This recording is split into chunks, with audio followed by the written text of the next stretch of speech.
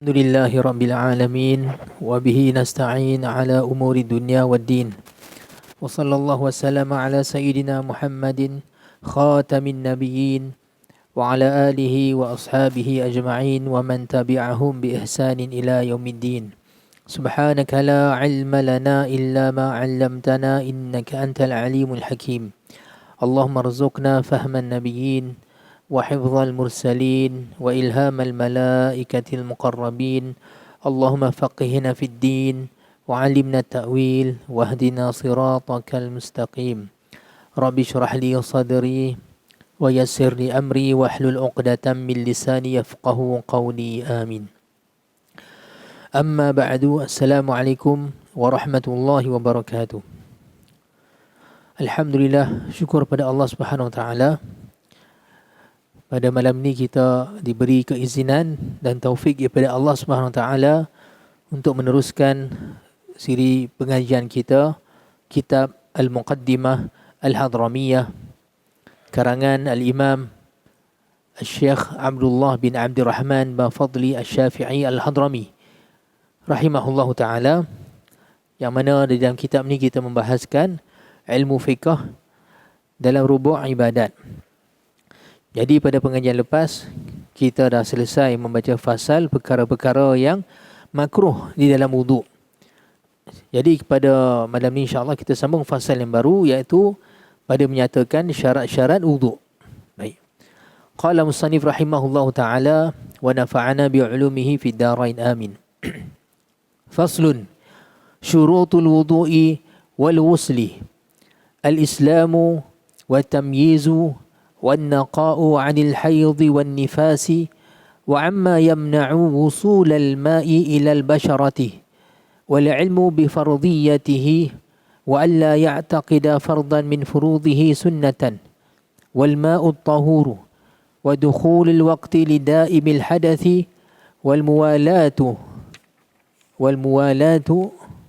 sampai situ kan, والموالاة. Nah, betul kan tuan-tuan? Kita berhenti kat situ kan? Kan? Betul kan cikgu kan? Baik. Fasal syarat-syarat wuduk dan mandi. Ya, nah, baik. Jadi tuan-tuan, sebelum ni kita dah bicara tentang rukun, ataupun dalam banyak kitab fiqh mazhab Syafi'i kita, dia sebut sebagai furud, yakni jamak fardun. Fardun jamak dia ataupun plural dia furud. Tapi kalau kita bincang macam furudul wudu', yang ini fardu wudu', makna yang sama dengan rukun-rukun wudu', arkanul wudu', iaitu sesuatu perkara yang tidak terbina ibadah, sesuatu ibadah melainkan dengannya. Maksudnya bila nama wudu' ada 6 perkara rukun tadi tu. Kalau tak ada dia, maka tak adalah wudu'. Adapun syarat, sesuatu yang wajib yang kita lakukan pada sesuatu ibadah, tetapi dia bukan juzuk bahagian daripada ibadah tersebut. Nak faham dia tuan-tuan, kita ambil contoh solat. Solat salah satu pada rukun wudu', rukun solat baca Al-Fatihah. Tak baca Al-Fatihah tak sah solat. Dan Al-Fatihah tu salah satu daripada solat, satu bahagian daripada solat tersebut. Bila tak baca maka tak sempurna solat, malah tak sah solat. Tetapi bila kita bincang tentang syarat, contohnya syarat solat menutup aurat. Tutup aurat tu bukannya dalam salah satu dalam pada ataupun dalam diri solat tu sendiri, tapi dia tuntutan untuk dilaksanakan. Kalau tidak buat maka tidak sah solat tersebut. Jadi sebab tu para ulama mentarifkan ataupun definisi rukun, dikata ma fi mahiyatil ibadah, perkara yang dia berada di dalam mahiyah, iaitu objek ibadah itu sendiri, perkara ibadah itu sendiri. Tapi syarat dikata khariju al-mahiyah, perkara yang dia di luar ibadah tu, ataupun mahiyatul ibadah, ataupun objek ibadah itu sendiri. Susah juga nak terjemah perkataan mahiyah ni. Baik. Nampak tak tuan-tuan? Dan ulama mengatakan bahawa selesai sesuatu ibadah tu, maka selesailah rukun-rukunnya. Tetapi tidak semestinya selesai sesuatu ibadah tu maka selesai ataupun berakhirnya syarat-syaratnya. Kalau kita dah habis solat, maka habislah perbuatan-perbuatan dalam solat kita. Al-Fatihah dah baca, tak ada dah lepas tu. Tapi perkara-perkara isyarat seperti tutup aurat tak semestinya selesai. Wuduk tak semestinya selesai. Macam itulah perbezaan dia. Tapi dua-dua perkara yang mesti ada dalam sesuatu ibadah. Dan kalau tidak, maka tidak sah sesuatu ibadah tersebut. Jadi dalam fasal ni kita akan menyentuh tentang syarat-syarat wuduk. Dan syarat yang sama juga bagi syarat mandi. Yang ini mandi wajib. Baik, kata-kata beliau yang bermaksud syarat-syarat wuduk dan mandi itu pertama sekali Islam. Pada hakikatnya tuan-tuan, Islam ni syarat niat pada semua ibadah. Syarat niat pada semua ibadah. Dan niat salah satu dia menjadi rukun pada kebanyakan ibadah. Dia niat ini kebiasaannya rukun pada hampir semua ibadah. Kalau tak ada niat, maka tidaklah sah, tak jadi sesuatu ibadah tersebut. Berdasarkan hadis Nabi SAW yang diriwayatkan oleh Imam Bukhari dan Muslim dan banyak di kalangan ulama hadis ataupun imam-imam hadis lain, malah ia adalah hadis yang pertama dalam kitab Sahih Bukhari. Ini firman sabda Nabi SAW, innamal a'malu binniyat wa innamal likulli imri'in ma nawa. Hadis itu panjang dan beberapa lafaz yang berbeza pada dalam Sahih Bukhari saja Imam Bukhari riwayatkan dalam lafaz yang berbeza-beza. Baik. Maksud dia hanya sahaja amalan-amalan itu dihitung dengan niat. Kerana niat menjadikan sesuatu tu ibadah ataupun dia hanya semata-mata adat. Macam mandi tuan-tuan, kita rakyat Malaysia ni biasanya memang tiap-tiap hari mandilah. Kita orang Malaysia lah, orang yang duduk kat negara-negara sejuk boleh jadi mandi sekali-sekala aja sebab sejuk kan. Orang kadang-kadang setengah bangsa pun kadang-kadang mandi sekali-sekala saja. Tapi kita orang Malaysia ni mandi tiap-tiap hari. Tetapi kalau kita mandi untuk pergi solat Jumaat, yang mana di sana ada tuntutan sunnah yang sangat ditekankan terutamanya bagi kaum lelaki yang datang hadis solat Jumaat untuk kita mandi. Tapi hukumnya sunat. Jadi kalau kita mandi biasa ni, tuan-tuan, setiap hari kita mandi, hari Jumaat pun kita mandi juga.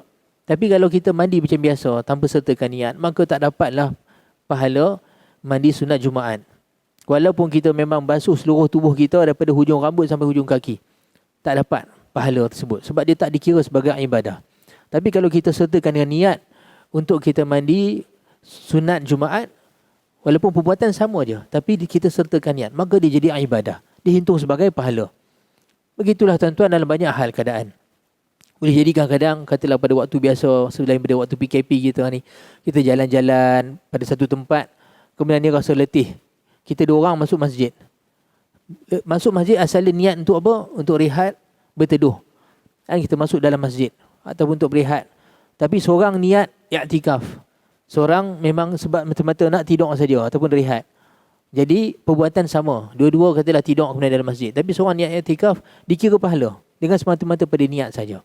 Jadi niat boleh membezakan antara adat ataupun ibadat, menjadikan dia ibadat. Ataupun niat membezakan antara sesuatu ibadat. Contohnya dalam masjid ni ada orang yang solat 2 rakaat. Sana pun ada seorang lagi solat 2 rakaat. Seorang solat 2 rakaat belah sana. Tapi seorang ni solat tahiyatul masjid. Seorang ni solat sunat wuduk contohnya. Seorang ni solat sunat ba'diyah maghrib. Masing-masing dapat pahala berdasarkan niat masing-masing. Dan dikira sebagai ibadah berbeza berdasarkan niat masing-masing. Jadi itu nak katakan niat kebanyakan dalam ibadah kita sesuatu yang dituntut dan rukun. Kalau tidak terjadi adat saja. Tapi di sana ada perkara-perkara yang dia ibadat tapi tak perlu pada niat. Contohnya apa? Membersihkan najis. Kalau kita terkena pada pakaian atau badan kita sesuatu najis, wajib kita basuh. Kita basuh ni bukan semata-mata sebab kita geli, tapi sebab dia adalah tuntutan syarak. Kita kena bersihkan pakaian kita atau dari diri kita daripada najis. Sengaja mengotori diri kita dengan najis, hukumnya haram. At-talattuhu bin najasati haramun. Mengotorkan diri dengan sengaja pada badan kita dengan najis, hukumnya haram. Kalau kata terdesak pada satu waktu kita katalah jaga kambing dekat kandang, duk main dengan kambing, dia punya najis kena-kena tu, itu cerita lain sebab memang dah tugas kita. Tapi lepas tu tak boleh duk saja biar badan kita dengan najis. Kena basuh. Islam suruh kita bersih diri. Kalau ikutkan membersihkan najis ni salah satu tuntutan syarak dan ia adalah ibadah. Tetapi dia tidak perlu pada niat. Kalau tidak jenuh tuan-tuan.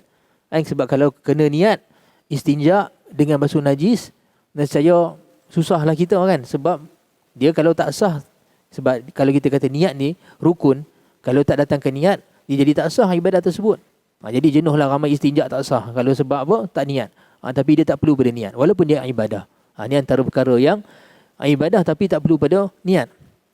Baik. Jadi tuan-tuan tu nak kata sini, syarat wuduk pertama sekali niat, minta maaf, Islam pada hakikatnya dia adalah syarat bagi niat. Kalau seorang tu bukan Islam, dia niatlah macam-macam ibadah sekalipun dia buat, tapi dia tak pernah mengucap 2 kalimah syahadah, maka ibadah dia tak terima. Dia kena mengucap dulu. Sebab itulah mengucap 2 kalimah syahadah ni rukun pertama dalam rukun Islam. Nampak no? Rukun pertama dalam rukun Islam. Kalau selagi dia tak mengucap, selagi itulah segala amalan dia, perbuatan dia, dia tak dikira apa-apa di sisi Allah Subhanahu Wa Taala. Nampak no? Dia kena mengucap dulu. Baik.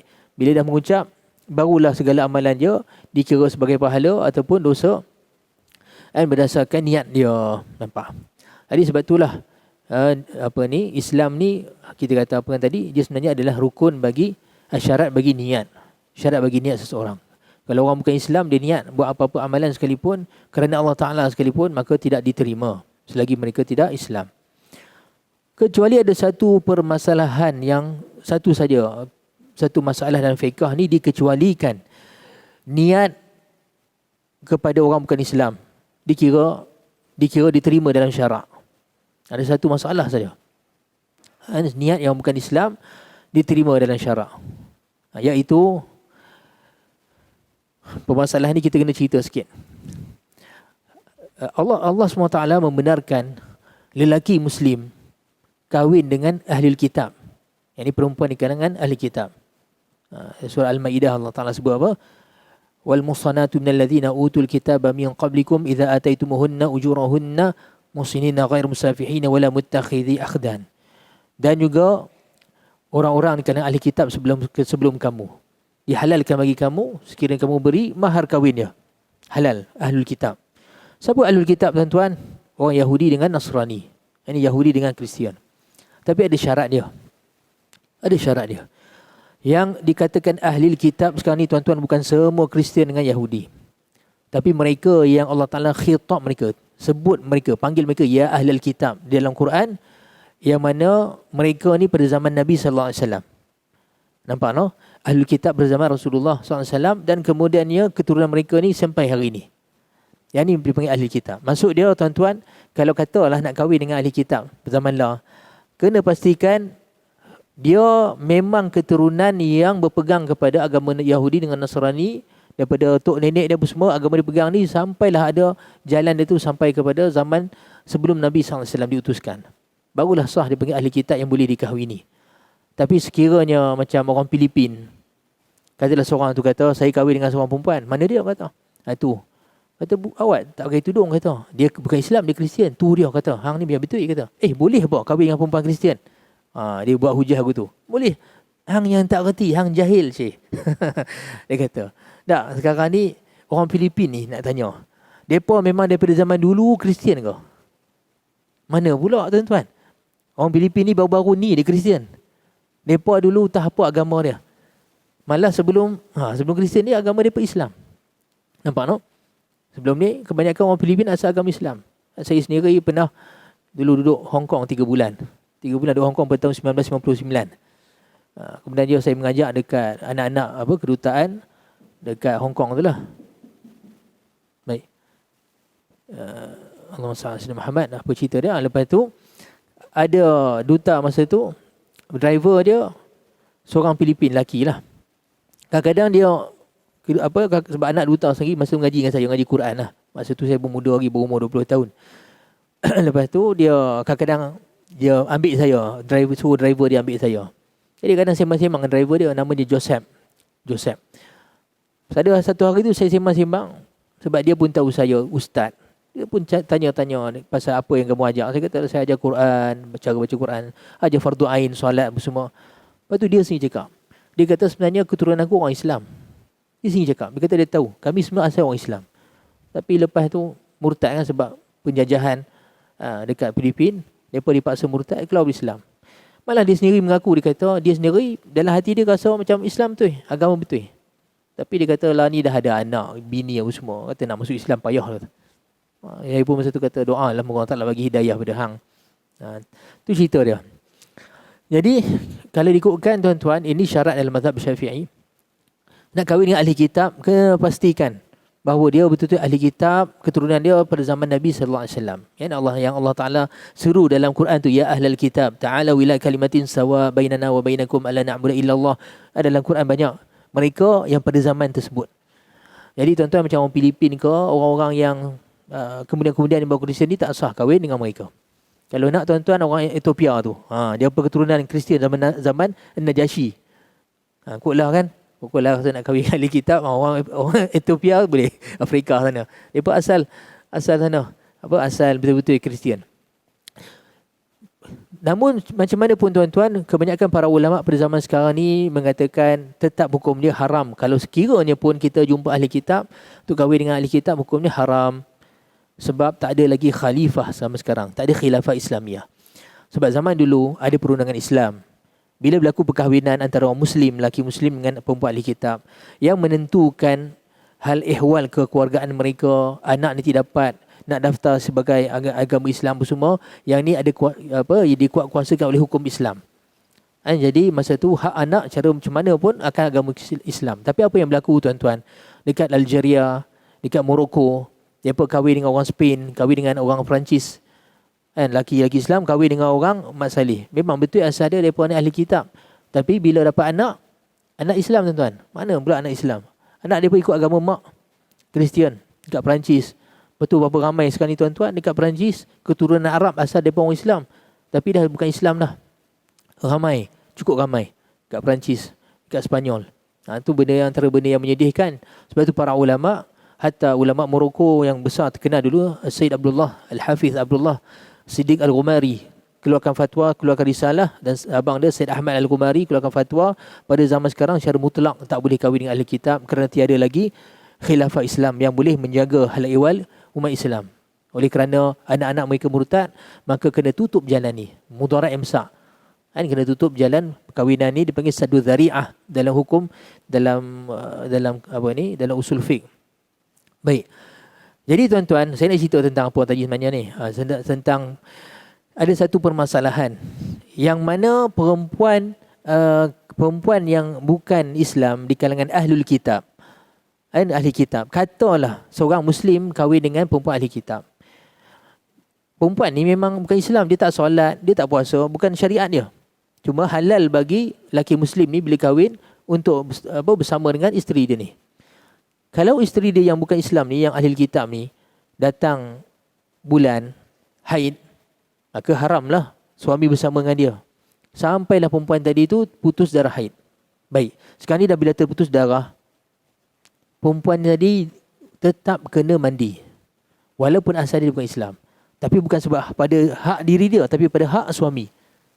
Sebab hukum sekarang ni masalah suami. Suami tak boleh bersama dengan isteri yang belum lagi mandi junub selepas haid. Nampak tuan-tuan? Jadi diperintahkan, perempuan ni diperintahkan untuk mandi sebelum suami dia bersama dengan dia. Dan masa mandi tuan-tuan tak boleh mandi biasa, kena niat. Kata kat dia, hang niat mandi mengangkat hadas besar. Walaupun dia bukan Islam. Jadi dia kena niat. Jadi kat sini saja niat yang diterima dalam syarak. Dan niat yang diterima oleh bukan Islam dalam syarak. Nampak no? InsyaAllah fahamkan masalah ni. Cuma masalah ni hampir tak ada lah zaman sekarang tuan-tuan. Cuma saya nak bagi tahu di sini ada masalah kecualian. Baik. Tu yang pertama. Syarat apa ni? Syarat wuduk mestilah Islam. Orang bukan Islam wuduk tak sah. Walaupun dia buat wuduk yang sempurna. Syarat yang kedua tamyiz. Tamyiz ini tuan-tuan asal makna dia boleh membezakan. Boleh membezakan satu yang baik ataupun satu buruk, satu yang mudarat ataupun satu yang maslahah. Tapi yang dikenakan dengan tamyiz ini maksudnya seorang kanak-kanak yang belum baligh tetapi dah sampai satu hal keadaan yang panggil mumayyiz.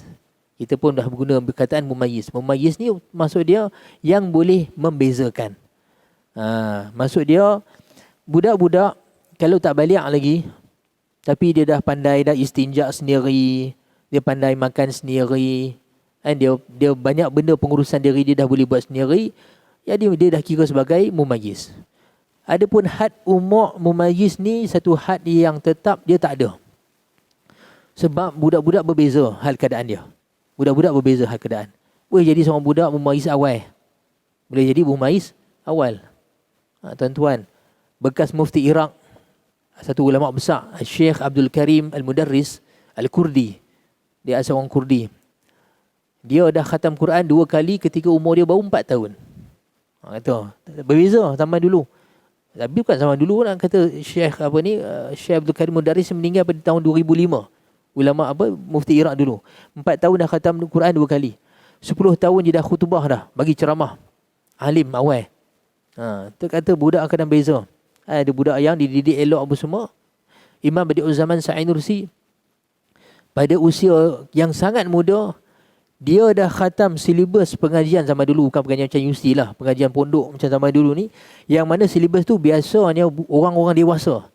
Sampaikan dia dah khatam kitab Jamul Jawami' karangan Imam As-Subki. Jamul Jawami' ini kitab usul fiqh. Ilmu usul fiqh ni memang antara ilmu yang susah. Dan kitab Jamul Jawami' ni antara kitab usul fiqh yang paling susah. Sebab Imam As-Subki himpunkan semua permasalahan usul fiqh ni daripada 100 kitab dalam kitab tu, Jamul Jawami'. Sebab tu nama dia Jamul Jawami', maksudnya himpunan daripada himpunan yang banyak. Daripada 100 kitab dihimpunkan dalam satu kitab, Jamul Jawami'. Kitab ni tuan-tuan, hatta sekarang ni peringkat universiti pun tak mengaji kitab ni. Biasanya pakai nota saja. Siapa belajar usul fiqh pakai nota biasa. Kitab ni biasanya orang-orang yang memang kehadapan sangat barulah mengkaji. Biasanya orang mengaji pihak universiti kitab warakat yang simple-simple sikit lah, atau syarah mahalli pada warakat. Imam Badi'uz Zaman Sa'id Nursi dah hafal kitab ni, dia belum balik lagi. Malah dia hafal dalam masa seminggu saja, sampai guru dia tak percaya. Guru dia kata, kalau betul hafal kita baca. Dia baca matan-matan dia tu, kemudian dia syarah siap. Guru dia ingat kok hafal saja. Tengok dia boleh syarah, maksud dia faham segala ibarat dalam kitab tersebut. Lepas tu tanya, hang hafal berapa lama ni? Bukan masa berapa lama? Dia kata seminggu saja. Sampai kita guru dia kagum, tulis kat depan kitab tu. Dia kata, laqad jama'a jamal jawami' jami'aha hifzan fi jum'ah. Laqad jama'a jama'al jawami' jami'aha hifzan fil jum'ah. Telah menghimpunkan dia ni kitab Jamul Jawami' seluruhnya secara hafalan dalam masa satu Jumaat saja. Yang ini satu minggu. Ini Imam Badi'uz Zaman Sa'id Nursi. Kecil lagi. Imam Syafi'i kan, ketika minta belajar dengan Imam Malik, dia pun masih muda lagi. Datang-datang ke Imam Malik. Imam Malik masa tu kira macam grandmaster lah, ulama besar. Hak mengaji dengan Imam Malik ini, guru biasanya ulama yang dah level ulama mengaji dengan Imam Malik. Tapi Imam Syafi'i datang nak belajar Imam Malik. Imam Malik tengok dia budak lagi. Jadi Imam Malik kata, tak apa, besok aku akan suruh seorang anak murid aku yang salah seorang anak murid aku bacakan kitab Muwatta' kepada kamu. Imam Syafi'i kata apa? Wahai guru, wahai Imam Malik, dia kata, aku sendiri akan baca kitab tersebut daripada hafalan aku. Imam Malik terperanjat. Kau dah hafal lah kitab Muwatta'. Kitab Muwatta' yang ada 4,000 hadis lebih kurang. 4,000 hadis tu. Kata, kamu hafal? Dia kata, ya. Tidaklah aku datang di sini ke Madinah ni, melainkan aku telah pun hafal dia dalam masa 9 hari. 9 hari saja hafal kitab Muwatta' Imam Malik. Alhamdulillah, saya antara kitab yang saya khatam kitab Muwatta' Imam Malik lah. Itu pun setahun tuan-tuan. Khatam baca saja. Khatam baca saja setahun. Imam Syafi'i hafal 9 hari. Kalau kita baca kisah ulama-ulama dulu, masa kecil lagi dah hebat dah. Malah antara riwayat yang paling ajaib sekali, hampir kita payah nak baca, nak percaya. Imam Sufyan bin Uyainah, guru dari Imam Syafi'i. Sufyan bin Uyainah, dalam riwayat, dia di Mekah duduk bersama para ulama membincangkan urusan-urusan agama ini, masalah-masalah fiqh, masalah hadis apa semua, dan dia baru umur 4 tahun. Hatta ulama kata, kami ketika di Mekah lihat seorang budak kecil duduk, dia kata, dengan para ulama berbahas dengan mereka. Kecil sangat. Kalau budak tu lapar, dia menangis. Nak kata lah kali budak time lapar kata teriak, oh lapar, itulah. Nak kata masih budak lagi. Tapi nak kata suasana zaman tu sangat membantu tuan-tuan, sampaikan budak kecil pun jadi alim. Dia nak kata mumayyiz ni, had umur tu tak boleh nak tentukan. Tapi para ulama mengatakan kebiasaannya 7 tahun. 7 tahun tu had mumayyiz. 7 tahun ikut kiraan hijrah tuan-tuan. Dalam syariat kita ni bila nak kira umur tuan-tuan, ingat kena ikut kiraan hijrah, sebab kiraan tarikh hijrah ni kita kira ikut bulan. Kan, sebab kita setiap bulan tu kira ikut anak bulan sampailah selesai habis masuk anak bulan baru pula 1 bulan. Tapi kiraan Januari Februari tahun yang kita biasa pakai ni ataupun tahun Masihi ni, kita kira ikut apa? Peredaran bumi keliling matahari. Genap bumi keliling matahari 360 hari, maka kira 1 tahun. Tapi Allah SWT menghendaki dalam syariat pengiraan ikut bulan. Yas'alunaka 'anil ahillah qul hiya mawaqitu lin-nasi wal hajj. Allah Taala sebut dalam Quran, mereka bertanya pada kamu wahai Muhammad tentang anak-anak bulan. Katakan pada mereka, ia adalah tempoh pengiraan bagi manusia dan tempoh pengiraan untuk tahu musim haji. Jadi begitulah kalau tuan-tuan nak tahu tempoh 15 tahun anak-anak kita ni. Sebab anak-anak kita kalau 15 tahun tuan-tuan tak keluar air mani ke sebelum tu, kalau perempuan tak keluar ada darah haid ke, maka mereka ni dah kira sebagai baligh walaupun tak ada apa-apa berlaku sebelum tu. Tapi nak kira 15 tahun tuan-tuan tak payah tunggu, jangan tunggu birthday dia ikut kalender Masihi kita yang biasa kita kan biasa ni kita celebrate ni. Kena ikut kalender hijrah. Sebab dia awal lagi. Kita akan dapati awal lagi, sebelum tu lagi dia dah sebenarnya 15 tahun. Nampak no? Kalau budak perempuan, kalau mengadu dah keluar darah, tuan-tuan kena tengok. Sekiranya 9 tahun ke atas, maka dikira haid. Tapi kalau awal lagi sebelum tu, maka dia darah istihadah. Dia tak kira sebagai baligh lagi. Tetapi kalau sekiranya lagi 15 hari nak genap 9 tahun, keluar darah haid, kira haid. Lagi 15 hari nak genap 9 tahun. Lagi 14 hari, lagi 13 hari, lagi 10 hari, lagi seminggu. Ni semua kira haid. Tapi lagi sebulan, dia tak kira haid. Nampak no? Dikira istihadah. Baik. Tapi nak tahu 9 tahun ni, semua kira ikut hijrah. Nampak no? Baik. Jadi usia yang kebiasaan dia dikira sebagai mumayyiz pada usia 7 tahun. Berdasarkan pada hadis Nabi SAW, Nabi suruh kita perintah anak kita solat ketika umur 7. Muru auladakum bis salah wa huwa sab'in fi sab'in. Perintah anak-anak kamu solat ketika usia 7 tahun. Jadi pada ayat ni, hadis ini menunjukkan bahawa kebiasaan 7 tahun tu budak dah mumayyiz. Dah boleh diperintah suruh dia boleh solat. Nampak no? Jadi kalau kanak-kanak kecil tak mumayyiz lagi, dia ambil semayang. Semayang ni kalau ikutkan tak sah. Kan? Tak sah. Sebab syarat dia mesti mumayyiz. Tapi tetap ada pengecualian dalam kes ni. Ada kecuali. Kecuali apa? Wuduk untuk haji ataupun umrah. Haji ataupun umrah. Sebab dalam haji, budak-budak kecil buat haji sah. Jadi, dia kalau boleh jalan kaki nak tawaf, kena tawaf. Tapi nak tawaf kena ada wuduk. Kita wudukkan dia. Kalau kita boleh ajar dia kata, okey basuh macam ni, dia basuh tak apa. Tapi kita ambil air semayang tak apa. Sapuh muka dia, basuh tangan dia semua. Kalau dia dah boleh jalan, rasanya selamat sekarang ni nak jalan kat tempat tawaf tu, kita bawa dia jalan. Tapi kalau kecil sangat-sangat, kita dukung dia ke. Ataupun kita ambil wheelchair ke kan. Suruh orang rumah kita duduk ke, pegang dia, kita tolak. Sebab atas wheelchair ni tak kira sah. Tawaf dia. Tapi tawaf, kena ada wuduk. At-tawafu qas-salah. At-tawafu qas-salah. Tawaf seperti solat. Apa yang wajib bagi solat? Rukun bagi solat, begitulah syarat bagi solat, begitulah syarat bagi tawaf. Jadi dalam kes ni ada pengecualian. Nampak no? Wuduk untuk budak-budak yang nak tawaf, boleh. Dikira sah. Nampak? Baik. Kemudiannya dikata, وَالنَّقَاءُ عَنِ الْحَيْضِ وَالنِّفَاسِ. Syarat wuduk lagi, bersih daripada haid dan nifas. Yang ini khusus bagi orang perempuan. Orang perempuan yang dalam haid tak boleh berwuduk. Kalau berwuduk sekalipun, wuduk dia tak sah. Kalau sengaja dia berwuduk, dan kadang dia tahu dia tak boleh berwuduk, sebenarnya hukum dia haram. Dosa.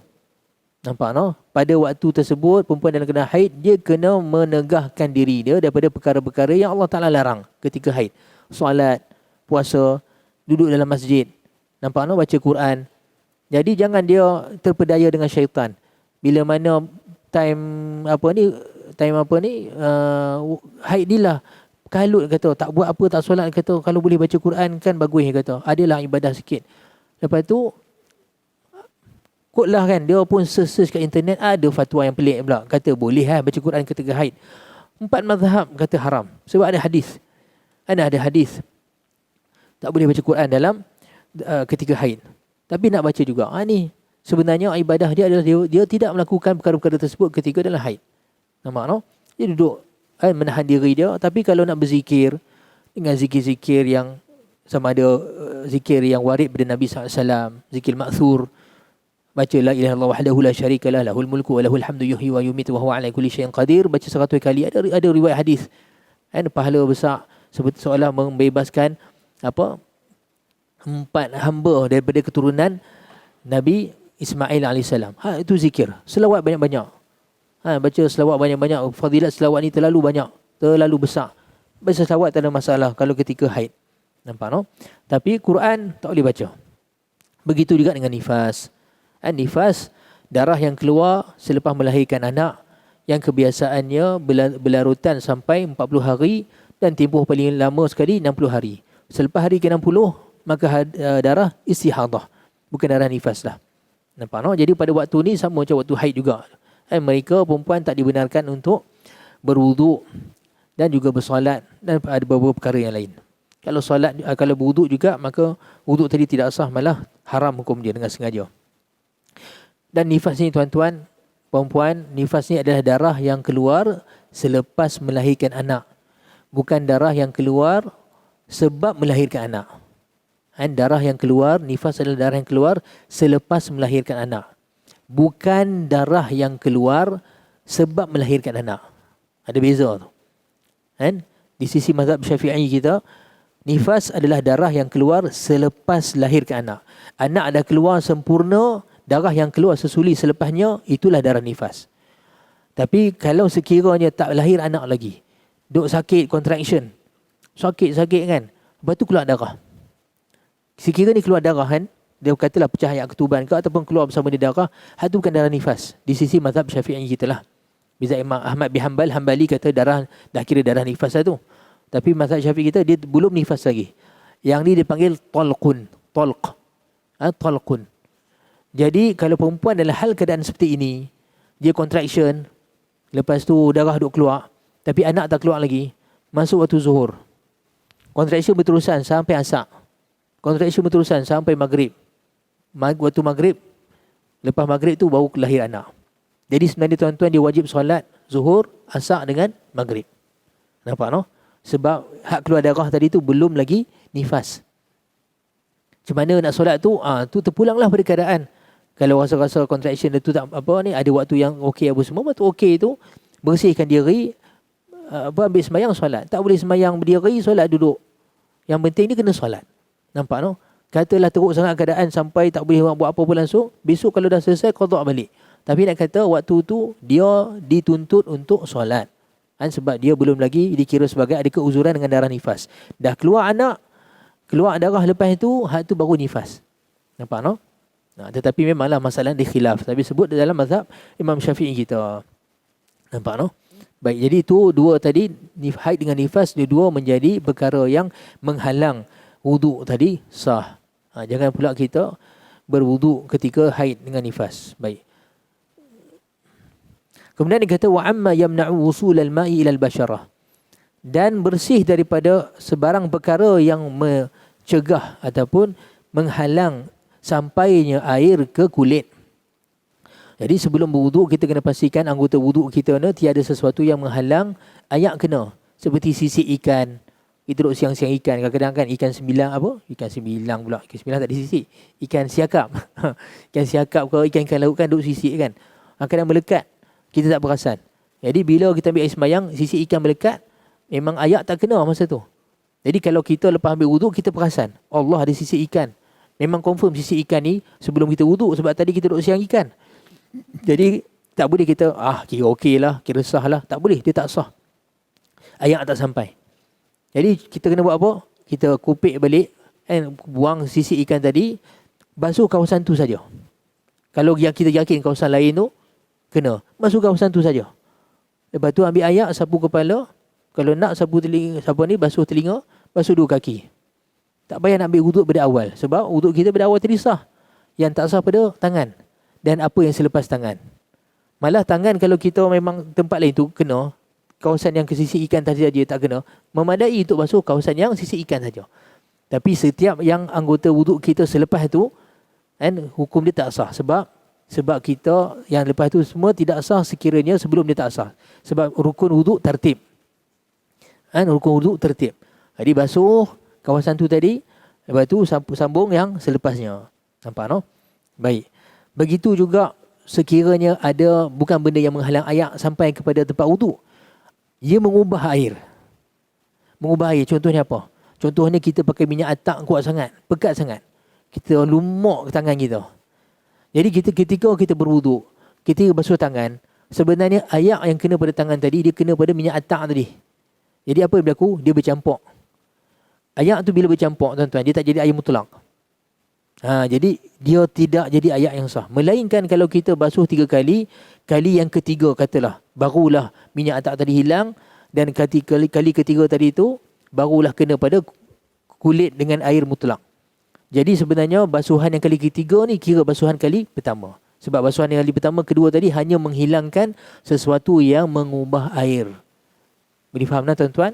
Ataupun katalah macam dakwat ataupun watercolor ke, kita duk main cat-cat, kita terus ambil semayang tanpa basuh dulu. Jadi air yang kena pada color ataupun warna pada anggota kita tadi tu, dia tidak jadi air yang boleh membasuh kira sebagai air wuduk. Sebab dia mengubah sifat air. Sampailah hilang basuhan yang tiada dia tu, warna tadi, barulah dikira basuhan yang pertama. Nampak no? Baik. Jadi masa nak sampai dah. Saya rasa sampai sini dulu kot no. Ke tak ada, takut tak ada. Lepas ni panjang sikit. Kalau nak syarah wal ilmu bi fardiyatihi, yang ni panjang sikit. Baik, jadi tuan-tuan sampai sini dulu. Saya mohon maaf sekiranya sana ada kasar bahasa atau salah silap. Yang baik pada Allah Subhanahu Wa Taala, salah silap kekurangan daripada kekurangan saya sebagai manusia biasa. Sebelum tu sebelum kita akhiri, seperti mana tuan-tuan maklum, saya mengusahakan ma'atafiz di Kampung Temung. Jadi ada ialah sentiasalah ada pengurusan dan segala-galanya. Jadi bagi tuan-tuan dan puan yang berhajat untuk membantu dan menyumbang, Tuan Azmir ada siakan tabung kat belakang sana. Jadi bolehlah menyumbang. Saya ucapkan jazakumullah khairan katsiran, barakallahu fikum. Allahumma alimna ma yanfa'una wanfa'na bima 'allamtana وزدنا علما وارزقنا فهما وافتح علينا فتوح العارفين. اللهم وفقنا لاتباع سنة نبيك محمد صلى الله عليه وسلم ظاهرا وباطنا قولا وفعلا وعملا، وامنن علينا محبته وبعثنا معه يوم القيامة ومع أصحابه وأهل بيته وسائر الصالحين يا رب العالمين.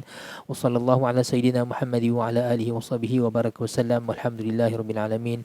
السلام عليكم ورحمة الله وبركاته.